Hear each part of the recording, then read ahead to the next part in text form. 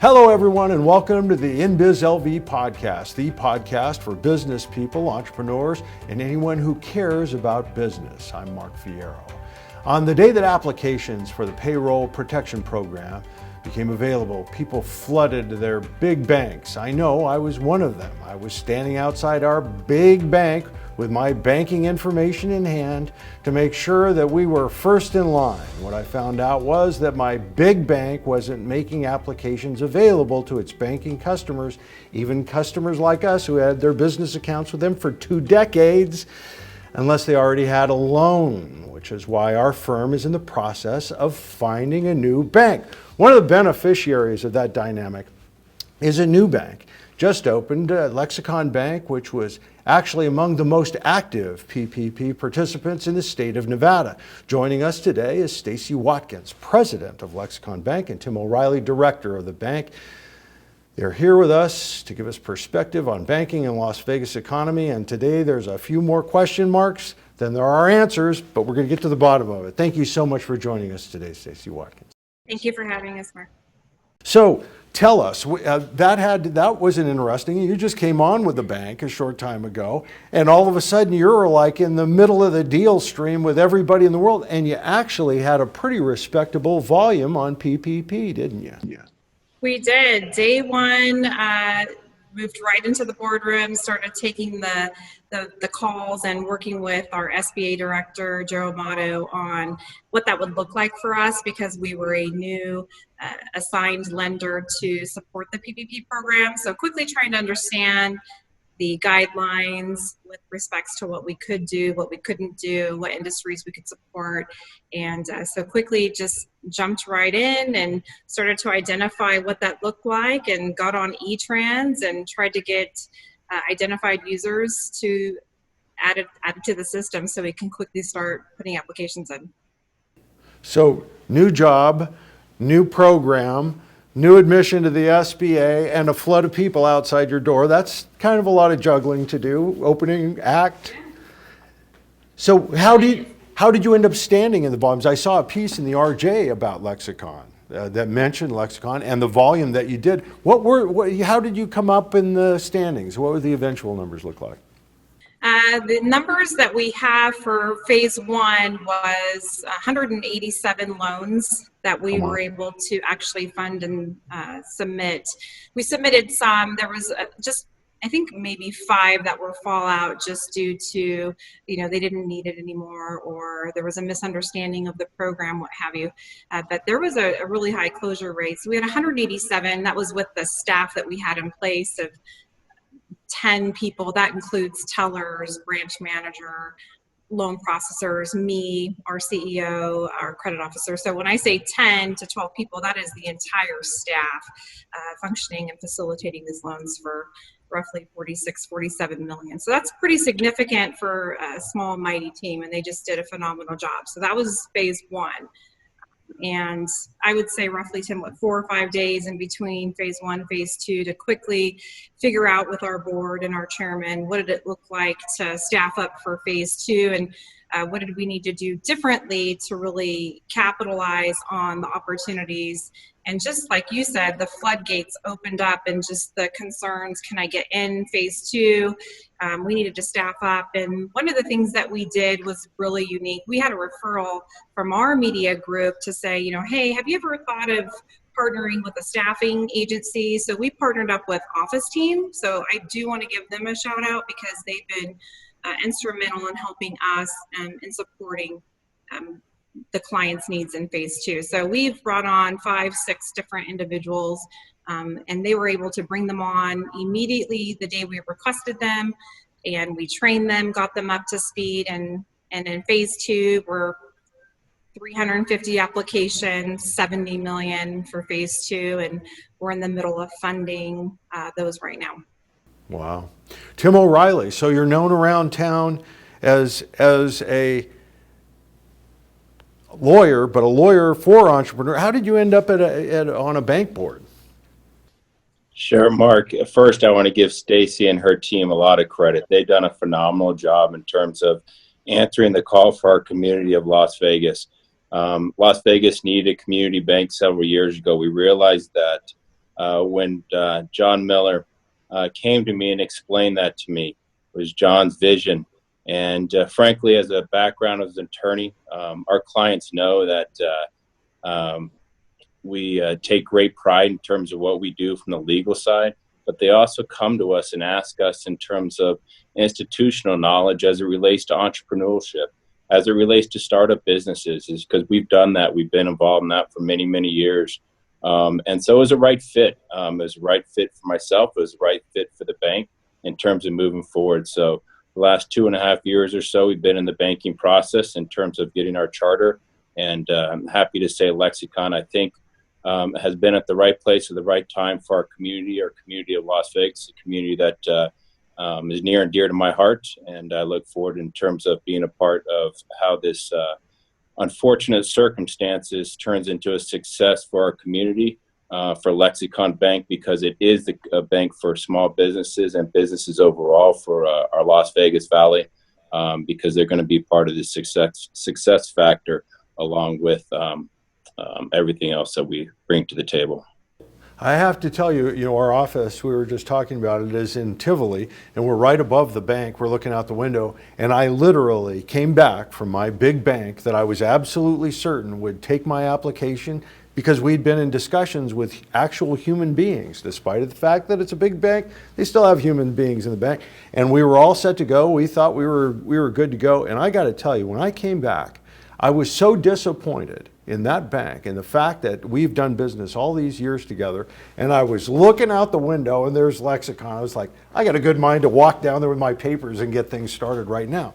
That was really a punch in the gut. It really was. And I'm sure you heard that from a lot of people in the community, Tim. Yeah, it was tough to hear. I have really great relationships with many of the banking leaders here in Las Vegas, being here since the late 90s, and it was really hard to swallow, because I know how hard they are working all hours of the night, and some of the things were way beyond their control, and they were taking in a lot of applications. So the one-offs really kind of spread like wildfire and became kind of the reality and the perception for all, while they were doing a lot of loans and they were helping a lot of business clients here in the Las Vegas community. Some of the things that Lexicon prides himself on as a community banking lender is just really connecting people. And so some of the things I know I did, John Miller did, our CEO, and a lot of our board members, was sometimes we would get a request in and they said, I already applied with my bank. And I said, look, I have a great connection with that particular bank, and if you already have your PPP number, I really wouldn't recommend withdrawing it. Would you like me to connect you with someone I know high up over there and see if we can just figure out what's going on before you withdraw? And so we made some of those connections and still helped that business client without unraveling something that was in place for them. And just our goal was just to really help people and make sure they had their number. It really wasn't about having them come on as a client initially. Obviously, we've benefited from the entire situation happening, but I think we yielded better results as far as the growth of our bank because we did the right thing, and we really just tried to help them facilitate their loan by picking up fellow bankers that we knew at their institution with their permission, obviously, and just really just trying to follow up with them. Hey, did it go through at your other bank? Are you okay? If not, can I still help you out? It was just the follow through and the genuine care and concern for their ability to get their loan and get it funded that has really yielded us great results. But the bankers out there across the valley, I really have to give them a shout out, from large banks to regional banks. They really have done a great job. They've tried very hard, and unfortunately there has been some bad publicity and some reputational damage just from some small things, and it's unfortunate to see. But I think everyone has tried very hard, and it's really been difficult for just the banking industry overall. Not to put you on the spot, but since you're an insider, a bit of an expert in this area, more than a bit of an expert, I should say. But so if a business does have their number back from the program, are they in line? Are they in a genuine line now? And it looks as if, obviously, you don't know the details of their application, but they've got their place in line. Is that correct? So if they have their PPP numbers, their E-Tran number secured by a financial institution, then their number secures their funding and puts it to the side. So their banking institution then has about 10 days is what the guidance suggests that the bank has to fund on the loan. That's calendar days, so weekends included. And the challenge there is for phase 2, we had hundreds of applications we were able to get submitted on day 2. So right now, everyone's working very hard right now to, get 107 loans submitted and funded today. So, you're up against a 10-day window that is required per the guidance. And the challenge also comes in is that there's a lot of calls and emails and concern and anxiety with, where's my loan? Is it funded?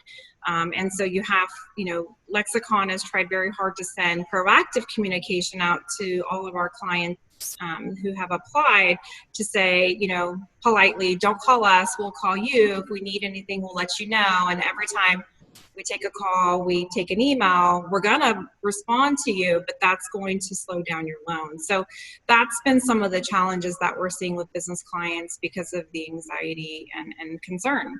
But there is a 10-day window, and if they have a PPP number, their funds are secured to the side. But the biggest concern I have heard is that they're just not hearing from their banks. Yep. Hear that over and over and over again. And Tim, before you got involved in this, what kind of bank did you think that Southern Nevada needed? What kind of services would the perfect bank, in your mind provide? Because your law firm works with so many entrepreneurs. That's really the backbone of your practice. Absolutely, Mark. In terms of what type of bank, in terms of what our community needed, frankly, it was a learning curve for me. As you're going through it with different clients, some have a very positive relationship with their banking institution and some do not. It's when rubber meets the road and critical times arise is when you really know in terms of what type of bank do you need. And I think this is a fine example in my world. I call it Exhibit 1 in terms of what this community needed and when they needed it. I don't disagree with anything that Stacy articulated as it relates to some of the other banks here in town. But they needed a business bank that can relate directly to the business client and fill their business needs as well as some of their personal needs. And that was missing here in our community. Did not realize it, how much it was missing until we started down this venture, the venture of Lexicon. And as evident by what's happened the last few weeks. So it's a bank that's there for the business, just like our law firm is there for the business individuals. I mean, it's there from the beginning to the end. I mean, it's whether or not in terms of you're creating a business, just as you're opening up a bank account, to when the times gets tough. For example, when you're in litigation or when a lender comes and tries to call a loan. Your banking institution is like your law firm as part of your, I'll call it your core in terms of development, in terms of making sure you have a strong foundation. So I think they're both very important in terms of the type of banking institution that our community needed. I think it was Lexicon, hence why I wanted to get involved, and hence why I'm excited to be one of the board members with Lexicon. Stacy Watkins, so tell us, what's the perfect profile of Lexicon's client today, as it stands today? What's the perfect profile for you, and what are the services that they come to you for? Well, that's a really great question. I would say that a lot of things are evolving because we've got a very diverse client base through the PPP program and process.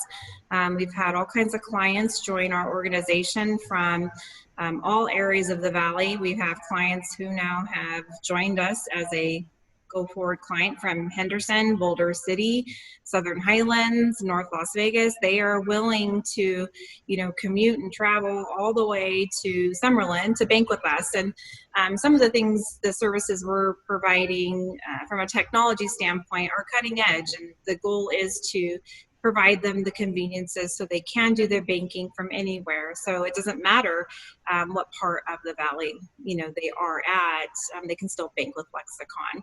And as we've seen with, the quarantine and COVID-19, banks being closed, they didn't physically walk into their bank. So it just goes to show you how important technology is. And I think with Lexicon and all the services that we do provide, from mobile deposit, Zelle, remote deposit scanner, we have Smart Safe coming out, e-wires, all the things that allow you to bank like you are with a large national bank, but the customized service like you would at a private business bank as Lexicon, it just kind of gives you the best of both worlds.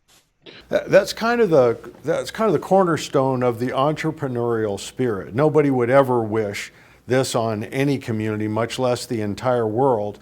But instead of folding up your cards and putting them away and just calling it a day, the bank actually grew at one of the toughest pivotal moments in my career, certainly.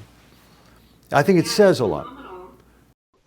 It was phenomenal. It was a lot of growing pains, but I think we, as a small bank, what you're able to do as a community bank, regional bank, you're able to pivot quicker, and it is a lot harder. Working in some of the larger national banks, it is harder to move quicker, right? It's a big boat to move. So being a smaller community bank, you've got local decision making, you can ebb and flow a lot quicker, you can adjust quicker on staffing, you can make those decisions locally and quicker with regards to what you need to do to accommodate the requests that you have coming in. So Tim, let's hear it. I know that from time to time you're called in as counselor, as we're going to be making this move in the next year. We're looking at possibility of buying a building, those kinds of things, and people say, we may even be looking for another bank. So let's hear what you tell people, what you tell your clients about Lexicon Bank. Sure, Mark. That's a great question, given the fact in terms of I'm an attorney in terms of we do on a daily basis, and I'm also one of the board directors as it relates to Lexicon. So it's two different in terms of hats that I'd wear in terms of the bigger picture. But Lexicon Bank is a very good fit for many businesses, and that's the type of law that we practice. So some go hand in hand. I've had the opportunity through this time in terms of see clients who need additional needs, see clients as you've indicated, get turned down from their big institutions, and be able to help them in terms of give them the right direction in terms of Lexicon. A lot of those clients were local. A lot of those clients experienced in terms of some of the dissatisfaction that you experienced in terms of the big banking institution. So I think it also cemented in some of their minds in terms of the reality that we believe in terms of what we do from a law firm standpoint, from a banking standpoint, and we do everything we can to try to make sure we point them in the right direction. I got lucky. I had one of those strings where I did IPO after IPO after IPO, and in all of those deals, there's always a lead banker, and then there's a second banker. And they always say, you always get great service out of your bank when you've got two of them. So they always had a co. Sometimes they had a three, at the third place as well. Do you see the opportunity for some of the larger locally owned businesses to also open a second relationship at a bank like Lexicon? Absolutely, Mark. I think there's a great opportunity out there. I mean, I'm not going to say Lexicon is for everybody in terms of it depends on the definition of large, but also Lexicon is happy to work with other banking institutions as well. So I think there's a good fit for Lexicon in many different business atmospheres and is a good team player in terms of the banking industry overall. So I think it could be a win-win for not only the businesses and their relationship vis-a-vis their big banks, but also a win-win for our Las Vegas community, because Lexicon is a bank that's made up of the Las Vegas community, more or less. I mean, most of our board members are do reside here in Southern Nevada. Our chairman of our board is also an attorney as well. He also has a poker background. So we like to think in terms of the entrepreneurial aspects And it's a great opportunity for Lexicon, for our Southern Nevada, I think, community. And I think it's a bright star in some challenging times right now that's going to be at the forefront and a leader when it's all said and done. Stacy Watkins, that's what made America great. If one group can't do it, somebody else steps in and they'll go, I'll take that business right now. And that's exactly what you did. I got to say, I'm so impressed the speed with which you worked. And I heard right away, I heard from a number of people, Lexicon's just knocking them dead over there. So this is the big wrap. Let's hear it. What do you say to a business person that's thinking about terminating a business, a banking relationship, or simply moving on with part of their banking needs? What do you say to that entrepreneur who is thinking about starting a new banking relationship? Well, we really focus on the brand focus, and which is just really high touch, high communication with our clients here in the community, and really just customizing services to meet their needs. And we are really focused on being focused on cutting edge technology because, we have the one location and we don't really feel the need to have, a large footprint to service the needs of our clients. Our clients can focus, they can do their business from anywhere. A lot of our clients travel internationally, what have you, and they can use any bank is really their bank nationwide because we take care of their fees from an ATM standpoint. So they have the luxuries of a big bank, but the small bank feel in touch from knowing them. So, through this process, I got to meet 75-80% of the clients that join Lexicon. So,